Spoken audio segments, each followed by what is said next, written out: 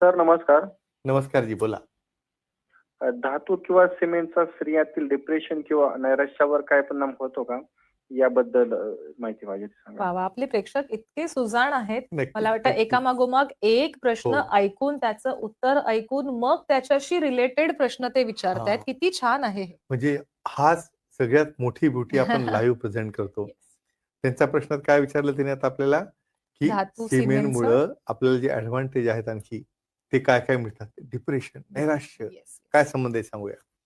एक अभ्यास झालेला एक सॅन फ्रान्सिस्कोमध्ये ह्या नेहमी कंट्रोल आणि ट्रायल स्टडीज असतात. म्हणजे एक 100 स्त्रियांचा एक ग्रुप, ज्यामध्ये की रेग्युलर प्रोटेक्शनच वापरलेलं आहे नेहमीसाठी आणि एक 100चा ग्रुप की नेहमी एक्सपोज झालाय त्या सिमेंटला.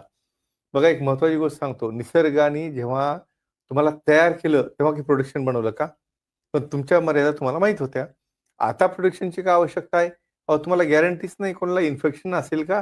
कोणाला काही एस-टी-डी असेल का? काही एस-टी-आय असेल का? यावर आपण नंतर येऊ.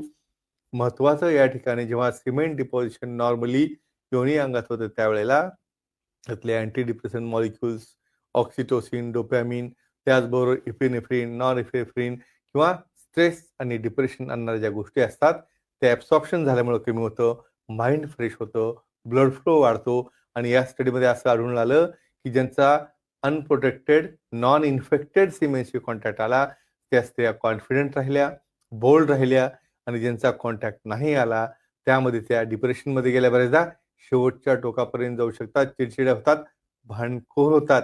म्हणून आपल्याला ह्या निसर्गाच्या आगेत जाऊन जमत नाही. पण महत्त्वाचं आहे सेफ्टी महत्त्वाची आहे. नोन पार्टनर, नॉन इन्फेक्टेड महत्त्वाचं आहे. नक्कीच सर.